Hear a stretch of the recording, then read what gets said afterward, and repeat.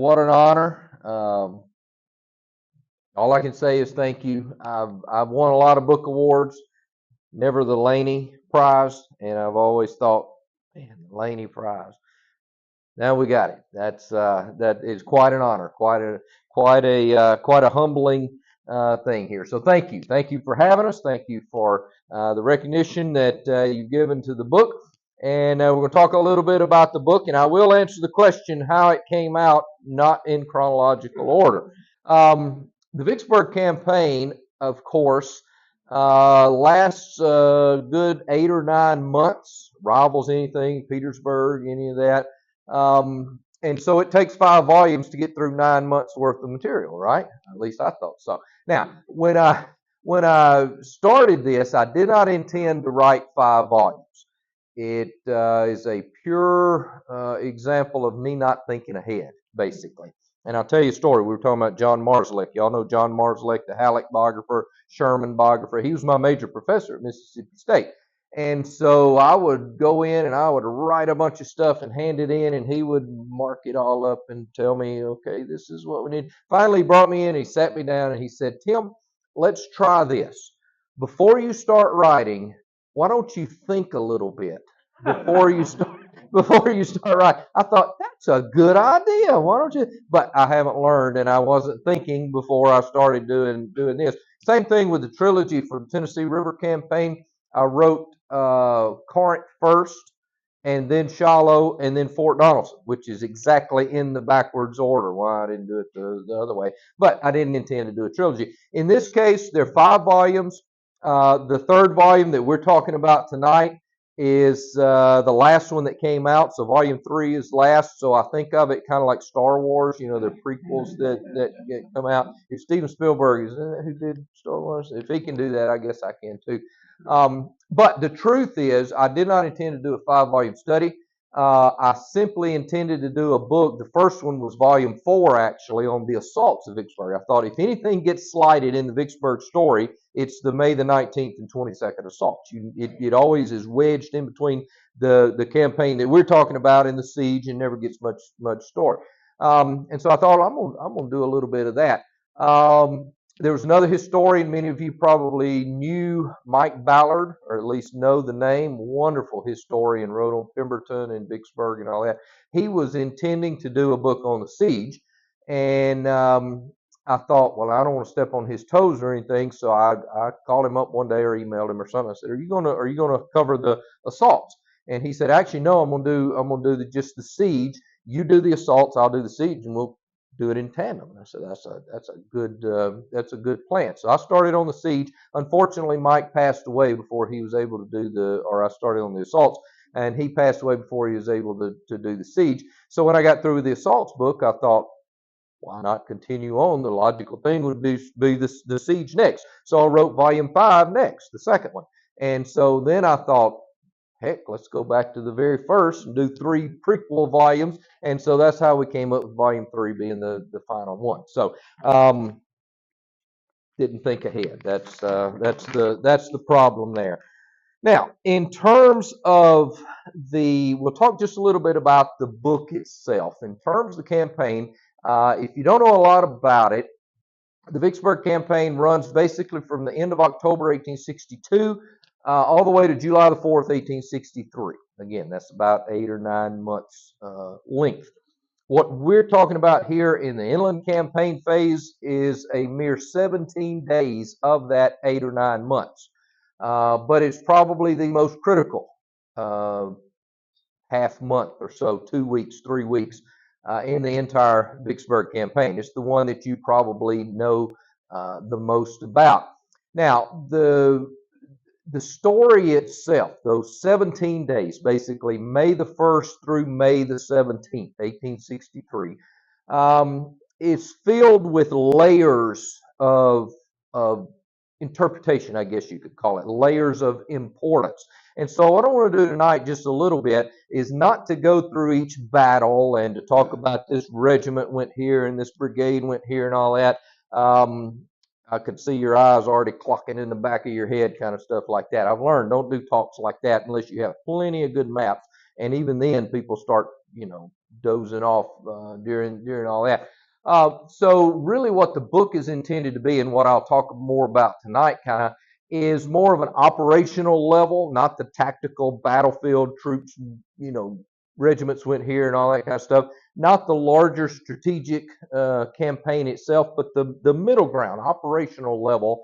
Um, and so we won't talk a lot about the battles themselves, although that is a fascinating story in terms of these different layers of how you can deal with this story. That in and of itself is plenty enough to hold your attention. It's remarkable enough, and just in a nutshell, talk a little bit about it. I don't do PowerPoint unless I absolutely have to. When I was here before, did I tell you the story about the PowerPoint? Why I don't do PowerPoint, but sometimes I do. Our daughter, who's 18, going to Ole Miss this fall, when she was I think 11 or so, really illustrated the need for PowerPoint and how powerful PowerPoints can be. She wanted a dog, a puppy. And we already had a puppy, Butterscotch. He was a little Cocker Spaniel. We didn't need another dog, but she just on us all the time, about to wear us out. I want a Border Collie. I want a Border Collie. We don't need a Border Collie. We already got Butterscotch. But she just kept on, kept on. We kept telling her no. The little stinker made herself a PowerPoint presentation to convince us why she needed a Border Collie. And now, of course, we have bingo the Border Collie as a result. So PowerPoints can be good, but I don't really like PowerPoints. I used to work for the National Park Service, and I would go to these trainings, and y'all have probably been to these things, and they stick up a PowerPoint and they start reading every single word on the page. And then you look down at the bottom corner down here, and it says page 1 of 9,742 slides. You know you're in for a long day. So I don't do anything like that. But I did bring a map just to slap up here and to kind of show you these 17 days in May. Now, before this, of course, Grant had tried 6 different attempts to reach Vicksburg, and you can see Vicksburg here. If I can get this thing, there we go. You see Vicksburg here on the east bank of the Mississippi River. Grant has tried many different ways to get to this high ground east of Vicksburg so that he can approach the Vicksburg defenses. Nothing worked because of the delta and these rivers and just all kind of problems until he tries his 7th and final attempt. That is a do or die. None of the other attempts really were dangerous. They were high reward, low risk attempts. He didn't really ever threaten, his army in any of them.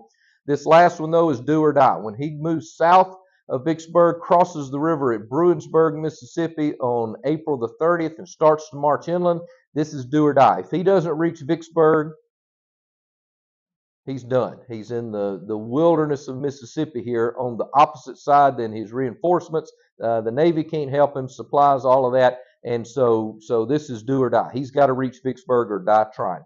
And so he will begin to march forward. He will fight 5 battles in 17 days. Here you see Port Gibson on May the 1st. That will give him access to the crossings of Bayou Pierre.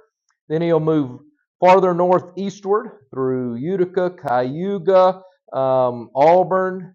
Any of these names sound familiar?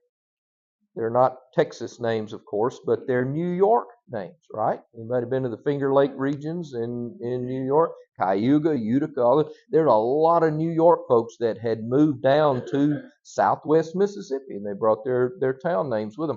Anyway, the Federals will move up between Bayou Pierre and the Big Black River, intending to cut the Southern Railroad of Mississippi here. That is the railroad, of course, that is fueling and feeding Vicksburg. He will fight at Raymond on May the 12th, Jackson, Mississippi, the capital, on May the 14th. Then he'll turn westward, fight the decisive Battle of Vicksburg on May the 16th at Champion Hill. And then, of course, the final battle here at Big Black River Bridge on May the 17th. So 5 battles in 17 days. And you see Grant's progress here all the way, this big hook, across the Big Black River, and that puts him on the high ground east of Vicksburg, what he's trying to get. Now, again, this level of the story, just the pure history, the operational level history, is very interesting. Lots of battle stuff, lots of interesting maneuver stuff, all of that, and you can read all of that in the book. It's all in there. But that's not necessarily what I want to talk about, and what doesn't necessarily fascinate me the most, although it's remarkable in and of itself. Things like Grant outmaneuvering Pemberton in each of these battles, so much the case that in each of these 5 battles, Grant outnumbers the enemy that he meets. Now, how do you do that? You got to be pretty good, or either your opponent pretty bad. And in this case, both were true. Um, but it is really a remarkable campaign in that sense, in a purely military sense. A lot of other really interesting, remarkable things that we'll talk more about a little bit later on. But I want to kind of talk about some aspects of it maybe that you don't know about or maybe haven't heard about, some things that I bring out a little bit in the book. And maybe one of those levels, I guess, of this campaign, other than just the pure military history, is to kind of step back and look at a little broader context. And this is where I told a couple of people I'll get into what I'm working on now. This is very fascinating as well, at least to me. And to look at the larger context, how does this fit into military history as a whole, world military history? And what really caught my eye on this, when Grant, after July 4th, writes his report, sends it to Washington and all of that, the commander-in-chief in Washington, the commander of the armies, not Lincoln, the commander-in-chief, but the commander of the armies, a guy named Henry Halleck. And y'all know about Henry Halleck, don't you? Hated Grant. I don't know if hated is the right word or not, but a lot of animosity between Halleck and Grant. In fact, Halleck had really removed Grant a couple of times during the war. And Grant actually almost in 1862, in the spring of 1862, almost packed it up and went home. And he got so disgruntled at Halleck, removed him from command, all that kind of stuff. He said, I'm going home. Sherman, his friend, talked him out of it. How different would history be had Grant packed it up in the spring of 1862 and gone home? We wouldn't have had, the Vicksburg campaign, the Overland campaign in 1864, President Grant, all that. You go home from the Army and you don't get called back, right? You might get assigned to a court-martial duty or something like that, but you don't get called bauld And so that would change history. Grant, of course, remained, and we see how things obviously worked out. But this is Halleck, who had done all that to Grant. A little bit jealous, a little bit doesn't really, like the way Grant does things. The Marszalek biography brings out the fact that Halleck is so by the book, just got to do things just exactly by the book. We got to do it exactly right, protocol, all that kind of stuff. And Grant just was kind of sloppy. He didn't do things by the book. He wore an old dusty uniform. My favorite example of this, after Shiloh, when Halleck finally comes down from St. Louis to Pittsburgh Landing, he jumps all over Grant because he had just gotten into this huge battle. Scolded Grant, your army's not ready for another fight, all that kind of stuff. There's no discipline in your army, all that. And he actually sends Grant a letter that says, Grant, I'm getting a lot of letters from your subordinate commanders, and they're not along protocol. They're not dealing with one subject each, and they're not even folded correctly. Grant, you've got to fold your letters correctly, Army way, if you want me to read your letters. I'm not going to read any more letters unless they're folded correctly. How are you going to win a war if you don't fold your letters correctly, Grant? That's Halleck. He does things by the book. And oh, by the way, who wrote the book? Henry Halleck, The Elements of Military Art and Science. So Halleck thinks Grant's just kind of sloppy, just didn't do things the right way, the Army way. Well, after the Vicksburg campaign, when Grant sends in his report to Washington, Halleck actually writes Grant a very interesting note. And he says, I read your report with interest, and it's very good, just like the operations. It's fast-paced, it's good, it's wonderful. Good job, Grant. That in itself is surprising and remarkable. But then he added a statement that caught my eye and really led to what I'm working on now. But it shows, I think, the larger context of the Vicksburg campaign. Halleck actually told Grant in the rapidity of movement, how rapid it was in the results, in everything that the Vicksburg campaign was, Halleck says, it compares favorably to Napoleon's operations about Ulm. Ulm's campaign, the Ulm campaign. Anybody ever heard of the Ulm campaign? In 1805, Napoleon marched circles around the Austrians. The unhappy General Mack is what they call it. Captured the Austrian army. It is a mirror image of the Vicksburg campaign. And Halleck is comparing Grant. Halleck, who doesn't like Grant, is comparing Grant to Napoleon. That caught my eye. And I said, I want to look into that. So when I finished these 5 volumes, the editor at Kansas wrote me an email and said, what are you working on now?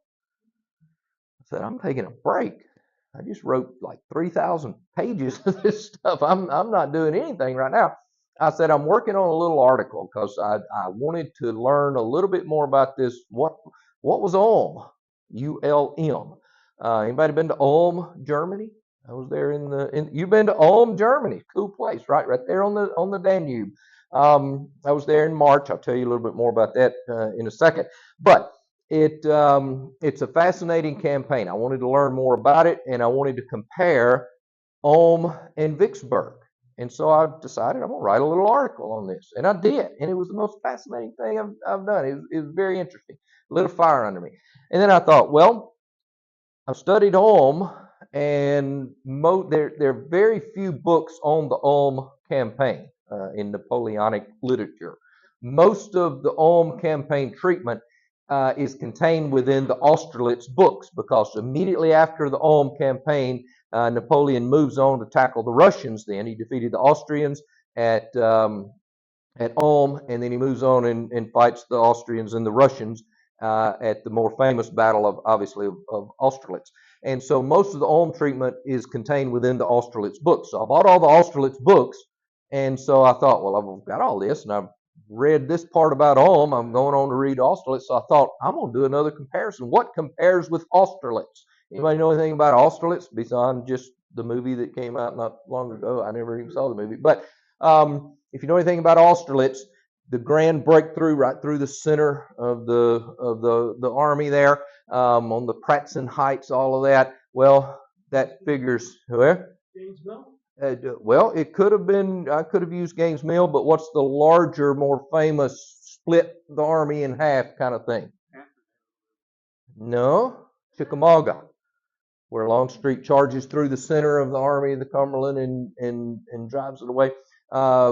Chickamauga is basically a mirror image of Austerlitz, and it's just fascinating. So I wrote an article on that and compared the two. And I thought, this is fun. I like this stuff. And so I started looking, and in each of these, like Halleck had mentioned, Grant's Vicksburg campaign compares with Ulm. I looked to see if anybody compared Chickamauga and Austerlitz, and lo and behold, they were comparing Chickamauga and Austerlitz during the Civil War. And so I started looking, okay, I wonder what else. And I looked, for instance, at Jackson's Valley campaign. Jackson's Valley campaign is extremely similar to Napoleon's 1896 Italian campaign, or Lodi and Rivoli and Arcola and all those. And they were comparing those then. Second Manassas and the Jena campaign. Do what? Well, that goes back earlier than Napoleon. I'm sticking just simply with Napoleon here. But Second Manassas and Jena is extremely similar, and they were comparing it then. So I got the idea. I kept writing these comparisons, and I thought, okay, I've got a book here. And so 9 Napoleonic battles that have mirror images of Civil War battles is going to be the next book here, comparison of how Napoleon did things and how that affected Civil War commanders and the lessons that we can learn back and forth. But it all started with the Vicksburg campaign here. So it's really interesting looking kind of at how, in a larger sense, Vicksburg is not isolated. There's a larger context here. And even just strictly Vicksburg, you can look at Friedland, Big Black River Bridge, with the Russians caught right at the river, and fought on this side of the river. Big Black River Bridge there. So a lot of Napoleonic examples there. So in the larger context, what Grant is doing here in these 17 days is Napoleonic in scope. I mean, we haven't seen really things like this. You could get into maybe Winfield Scott's Mexican War invasion to Mexico City. I believe the Duke of Wellington was not in favor of that. He actually said at the time, Scott doesn't know what he's doing. He's going to lose his head in the middle of Mexico, all that kind of stuff. Successful things like this is Napoleonic in scope. So in that larger kind of level there, we see kind of the historic example of this. Now, moving more maybe micro in terms of not the larger context, not the campaign itself, but some attributes of the campaign that sometimes we don't talk about as much. If we move down to kind of that micro level, I think we see some interesting things here as well. You can look at leadership during these 17 days. You can look at John Pemberton, and we won't dwell on John Pemberton here. We got any Pemberton fans? No, I'm not surprised. It's I've never met many Pemberton fans in anywhere I go talk. In fact, I'm convinced that if Eastern National, y'all, the bookstore people at Vicksburg and the national parks are Eastern National. I'm convinced they would have a bestseller if they would produce and sell at Vicksburg National Military Park a John C. Pemberton bobblehead doll, because that is exactly what Pemberton's head was doing. It was bobbing along like that because he had no idea where Grant was. Grant's marching circles around him. In fact, there's a great little bit of correspondence from post-Civil War. At the end, this is when Grant was president in the late 1860s. The first real biography of Grant came out by Adam Badeau, who had been one of Grant's staff officers. And it's the military history, 2 volumes, military history, Ulysses S. Grant. Well, in that volume, dealing with Vicksburg, Badeau mentioned something about one of Pemberton's couriers who was sending messages back and forth between he and Joseph E. Johnston, had actually defected and gone and taken the message to Grant. And so Pemberton, this first Pemberton had heard about it. Pemberton's like, is this true? If it is, that explains a lot why Grant was marching circles around me, and he knew what I was doing before I knew what I was doing, kind of thing. And so he actually wrote President Grant, a letter, John C. Pemberton, and said, "Is this true? I never heard anything about it. What blah blah blah." And Grant didn't even have the decency to write him back personally. I think if I had defeated Pemberton and embarrassed him, and captured him and all that, I would have at least written him a letter on White House letterhead or something, But he had his private secretary write him back and say, "Well, yes, true, it's in the book. That happened, and best regards from the president," kind of thing. So he didn't even write him back. Same thing, totally off subject, but when Lew Wallace, any Lew Wallace fans in here? Lew Wallace, interesting guy. We got a Lew Wallace fan in here. Lew Wallace, of course, he was accused of being late at Shiloh on the first day, getting lost, all that kind of stuff, and then not fighting on the second day. The biographer, Gail Stevens of Lew Wallace, pegged it just right. The title of her biography was Shadow of Shiloh. Lew Wallace was under the shadow of Shiloh for the rest of his life. He was governor of New Mexico Territory, minister to Constantinople, wrote Ben-Hur, all of that, very successful in life.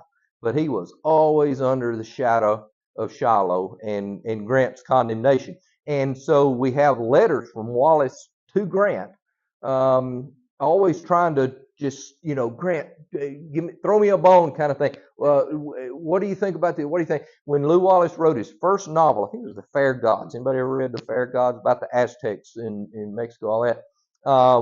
Lew Wallace actually sent President Grant a copy of the book and said, "President Grant, I would love for you to read it and let me know what you think about the tactical, the descriptions and all that kind of stuff." And Grant didn't even write him back. He had his personal secretary write him a note and said, "President received your book and he'll read it," blah, blah, blah. So, again, these guys, I think I would have at least handwritten a letter out to him, but he did not. So in dealing with Pemberton, Grant is kind of running circles around Pemberton here a little bit as we talked about. Now, we won't go into just huge detail about Pemberton himself in these 17 days, but suffice it to say that he's having his own issues.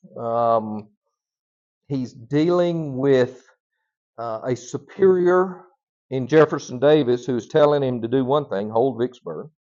He's also dealing with another superior over here, Joseph E. Johnston, who is telling him to do what?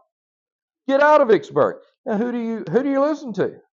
Obviously, the president's higher than it, but I mean, Joseph E. Johnston is kind of on site here, so you're kind of torn. I've always thought, I don't know if you say this or not, it'd be like having two mothers-in-law. I should have said that. Should have, but I had one. She was a lovely lady. She's passed now, unfortunately, but one was enough, I guarantee you. But she was a dear lady. Um, on top of all the confusion in the Confederate hierarchy, command, all of that, Pemberton is actually confronting a real American Napoleon. Not many of these folks could turn out, victories like Napoleon did. In fact, in the studies, the comparisons that I'm doing between Napoleonic history and Civil War history, it's interesting that, and I deal with several things like the quest for the Napoleonic annihilating victory that never happens, in Civil War much.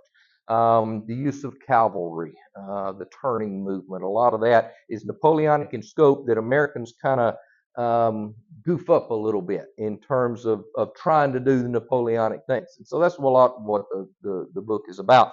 But it comes down to, in terms of real success, you get the Napoleonic victories like Ulm, like a Jena, where the Prussian army just nearly ceases to exist. Even Austerlitz, that splits the enemy army, and you get a treaty that ends the war with the Austrians there. These are some annihilating victories that Marengo, the Austrians just give up after Marengo. The war's over. The corresponding Civil War victories, annihilating victories. Where were armies annihilated in the Civil War? Name some of them. Fort Donelson. Well, the army wasn't annihilated. Vicksburg, Appomattox. What's the common denominator in all of those? Ulysses S. Grant surrender, capturing the army. I argue, and I don't know. I know I'm deep in the heart of Texas here, and I'm not sure that there's a lot of Grant. Any Grant fans here? We got any Grant? Oh yeah, I'm deep in the heart of Texas. Yeah, if there is a Civil War Napoleon, it's Ulysses S. Grant. I'll just said what I said. So it's interesting to do the comparisons here. So Pemberton is actually meeting. A lot of it depends on who your opponent is. And Grant is the Civil War equivalent, I think, of Napoleon, and so that doesn't bode well for Pemberton. Pemberton has a lot of doubts. He doesn't command very boldly. One of the things, the second book I'm working on now is dealing with Jomini and Clausewitz, the two major theorists coming out of the Napoleonic era. Both of those, there's a lot of differences between them, but there's a lot that they also agree on. And one of the things that they really agree on is the genius of the commander, the need for the genius factor. And I don't see John Pemberton being the genius by any means here. And part of that genius is the boldness, the audacity, the offensive mindedness. And Pemberton just doesn't have that. And then one more thing about Pemberton, he's not served very well by his subordinates. Loring disobeys orders. Bowen disobeys orders. During the middle of Champion Hill, Pemberton would send orders, do this. Bowen and Loring, his division commanders, would say, no, I'm not going to do that. I got the enemy right here. I'm not going to do what you tell me to do. So he's not served very well by his subordinates. Now, not going to, again, talk much about Pemberton. Talk more about Grant. Grant, I don't think, was served very well by his subordinates either. Now we're getting into the Shermans and the McClernands and the McPhersons and all that. We got any Sherman fans? I didn't figure deep in the heart of Texas there'd be many Sherman fans out here either.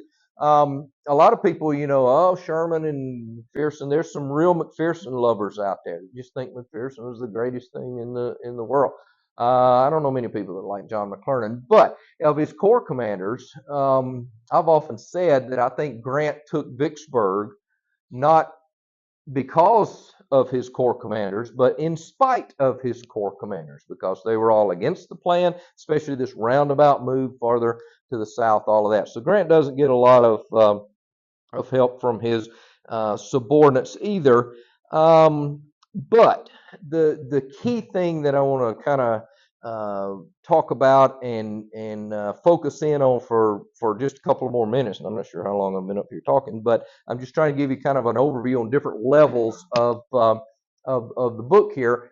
But at that micro level, digging in deep, I think the real story, or one of the real stories of this inland campaign for Vicksburg, these 17 days in May, when it's so critical.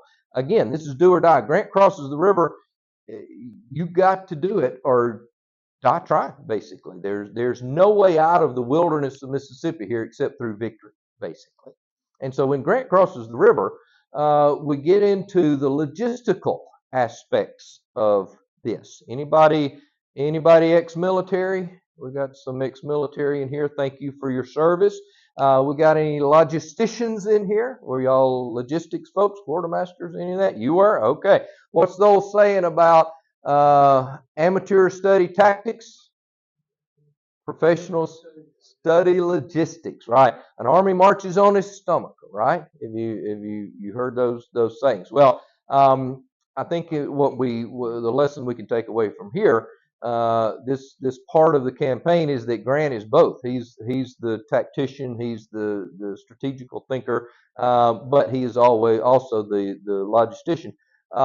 He was quartermaster earlier in the Mexican War, of course, so he learned the importance of this. Now, there's a fine line, though, that Grant is walking here. And this again, now, y'all, I grew up in Mississippi. I had 10 or 12 Confederate ancestors, all of that. I'm as Southern as anybody in the world. But I call it like I see it, and Grant is a genius. You look at campaigns like this, and he's the Civil War's equivalent of Napoleon. Now, the audacity that he brings to this boldness, this genius factor that both Jomini and Clausewitz talk about, we see involved here, particularly in terms of logistics, because Grant is walking a very, very fine line here. Let me illustrate this. When Grant crosses the river here on April the 30th at Bruinsburg and then begins to march inland, he has two major watersheds he has to cross. One is Bayou Pierre here, and this is not Bayou Pierre, it's Bayou Pierre. How do y'all say it out here? Y'all say it right? Bayou? Got to redneck it up, so you say Bayou. I've often said there is no Linda Ronstadt at Vicksburg campaign. Bayou, Blue Bayou, all that is Bayou. And now I guess y'all not Braves fans out here either, are you? Y'all are what, Rangers or Astros or something. But the new people that are doing the commercials on the Braves telecast is Louisiana hot sauce. Y'all like Louisiana hot sauce? Y'all like anything from Louisiana around here? You like the hot sauce? That's like Tennessee. We're talking about SEC football here. And Tennessee folks hate Alabama. Man, Crimson Tide, you hate Alabama. And the joke is that Tennessee folks don't even like for their river to flow through Alabama. They don't even like for it to go down there, but it does. Anyway, Louisiana hot sauce, have you seen their new slogan? Buy you some. Buy you some. But they're saying it wrong. It's bio. It's not bayou. Anyway, this is Bayou Pierre. Again, you have to redneck it up a little bit. But he has to cross Bayou Pierre, and then he has to cross the Big Black River. This runs just east of Vicksburg. So getting across those is going to be time consuming. May have to fight, as we're going to see a little bit later. And then he can reach this high ground. Now, his supply line, if you read Jomini, the way that you conduct a campaign is to have secure supply lines from a secure base of operations, base of supply, all of that, and you make sure that nothing interferes with your supply lines, your line of communication, all that kind of stuff. You read Clausewitz, and Clausewitz says, soldiers can march a few days without food. It's more important to win a victory than it is to feed the army. Now, again, that illustrates the two mindsets, but it illustrates the fine line that Grant is walking here. The Grant's line of supply comes down the Mississippi River from Memphis, which Memphis would be somewhere way up here, to Young's Point, then by land across the Delta, down these roads, hard times to Grand Gulf, then across the Mississippi River by boat, and then from Grand Gulf up to wherever the head of the army is. That's a pretty, as a logistician, is that something that you would be interested in? Probably not, right? That's a pretty difficult. That is not a secure line of operations like Jomini would have counseled. Grant says, we can do it. We can live a little bit off the land. What we have to have, we can bring in maybe along this supply route through the bayous and across the river and by wagon northward, all of that. In fact, what he learns as he begins to move northward is that he can live off the land for certain things, particularly meats. How many of you had the chicken fried steak tonight? It's pretty good. I mean, I had the pork. That's pretty good. Well, they're finding cows and pigs and ducks and geese and all of that, plenty. And so they're living off the land in terms of meat. Now, how many of you would want to live on an all-meat diet? I like ribeye steaks. I could eat ribeye steak, I think, 24/7. But I need a little bit of other stuff to go along with it. You can't live in medical. We got any doctors in here? What happens to you if you eat just all meat? That's all you eat. Well, there's some reference to that. Some of the division commanders start writing into headquarters and say, look, we got plenty of meat, but this all meat diet is having an effect on the nutrition of the men. And too much protein, all that kind of, and it's starting to work on their bowels and all that. We have to have bread, and we have to have other things. And there's not a lot of bread being baked in the wilderness of Mississippi here. The other major, and so Grant basically starts bringing in. He starts telling his quartermasters and his commissary folks specific things. We need salt. We need bread. Forget all the other stuff.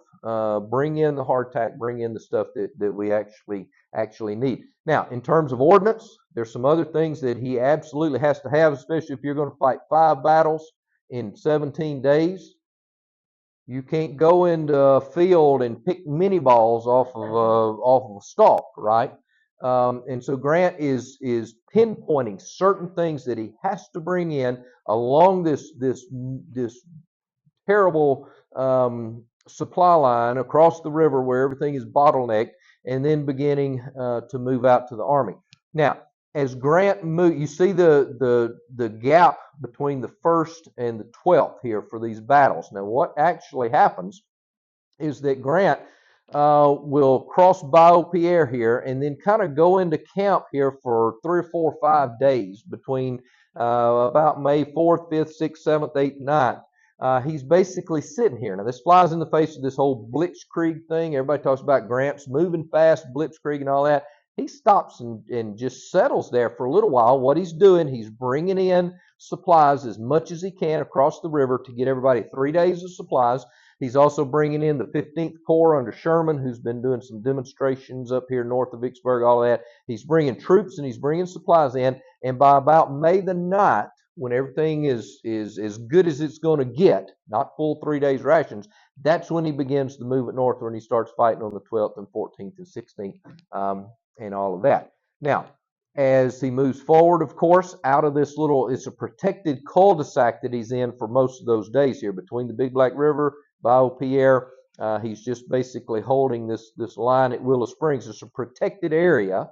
And so he's got wagons moving back and forth freely. Everybody's going to get food, all that kind of stuff. But when you start marching out into the wilds of Mississippi here and you don't know exactly where the enemy is, all that kind of stuff, you can't just have wagons, going back and forth and all that. Grant will actually opt for wagon trains. Now, Grant,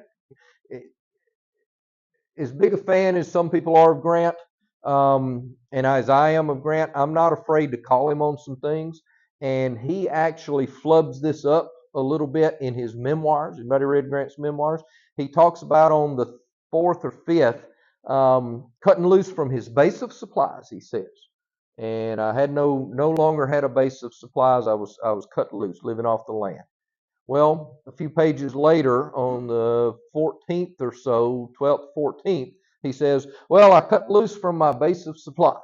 How many times you gonna cut loose from your base of supplies, Grant? You can only do it once. And so he adds to the confusion dealing with this. But once Grant marches out of this cul-de-sac and begins the movement northward toward the railroad to break, again, logistically, the Confederate line of supply into Vicksburg, he will utilize basically 2 or 3 wagon trains that are moving in the rear of the army, guarded by reinforcements that are coming up that have crossed the river, either division or brigade strength. And so that basically full of bread and ammunition and salt is what is supplying the army. Now you've got a wagon train of 200 wagons or so. That's a lot of wagons, and it's hard to get them through the land and all that. But for an army of 30,000 men, this is a trickle coming in to handle this. So Grant is not nearly feeding his army full rations, full supplies, even with what they're gleaning from the land. And so as he moves forward, we're getting into a little bit of a delicate situation here. Again, talked about a fine line. Grant can't move too fast. If he just bolds, moves on as fast as he can northward here, you got to use a little bit of methodical awareness and know where the enemy is and all that. You just charge up through there, you're going to get hit, and you can go too fast, and that would be dangerous. If he goes too slow, what's going to happen to his food supply? It's going to start running out, right? So there's, again, a fine line that you gotta match. And so what Grant is doing, he's moving forward, going to cut the railroad in order to stop the flow of supplies for Vicksburg, and then move across the Big Black River and reach the Yazoo River. This is the Yazoo River up here, Haynes Bluff, Snyder's Bluff. This is where Sherman was defeated at Chickasaw Bayou, not Bayou, Chickasaw Bayou, in December. Once Grant reaches the Yazoo River, he will have full supply because the Navy can bring it down the Mississippi and up the Yazoo to here. They just can't bring it past Vicksburg because of the big guns, and therefore you have to use the roads and across the river and all that. But if Grant reaches the Yazoo, he's got full supplies. And so that's the key. That's the key point here. If Grant moves too fast, he might stumble into a defeat. If he moves too slow and doesn't reach the Yazoo in a applicable time, his guys start getting hungry. Now, we don't really have that problem a lot in America today. Any of y'all ever get hungry? We just go to the cupboard and get a honey bun, right? Well, you couldn't do that then. If you start really getting hungry, after a day, you go find you something to eat. But if there's nothing to eat, after 2 days, after 3 days, how long can you go without food? The human body can go a month or so without food. You can go, what, 3 or 4 days without water? Water is another critical thing we won't get into. How long can you go without food till it starts affecting your stamina? Now, if you're going to fight battles, you need energy, you need stamina, you need protein, you need all of that.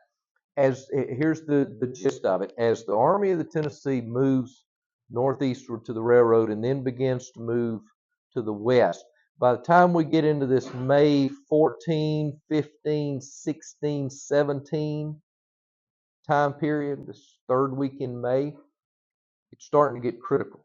You start reading the letters, you start reading the diaries, and every one of them is talking about, man, I'm hungry. I found a piece of bacon rind on the side of the road that somebody threw out, and man, it was good. They're starting to feel the effects of hunger because the little trickle of even the wagon trains are not keeping up with what they're getting, with what they need. Now, every once in a while, some lucky regiment stumbles on a flock of geese. They're going to eat good that night type thing. But for the Army as a whole, they are starting to run out of supplies by about the 14th, 15th, 16th, 17th time period. Now, here we get into the defense that Pemberton is making. Pemberton is supposed to be holding Vicksburg according to Davis's orders.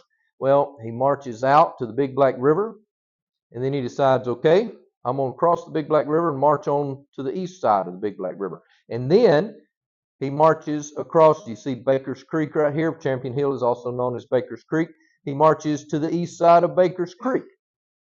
As a result, on these battles that occur on the 16th and the 17th, these two really critical battles, Pemberton or Grant actually writes Sherman on the 16th after Champion Hill. I think the battle for Vicksburg has been fought.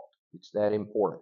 And so as Pemberton decides to fight, he gets caught out of position, not only on the east side, the opposite side of Vicksburg of the Big Black River, but also Baker's Creek.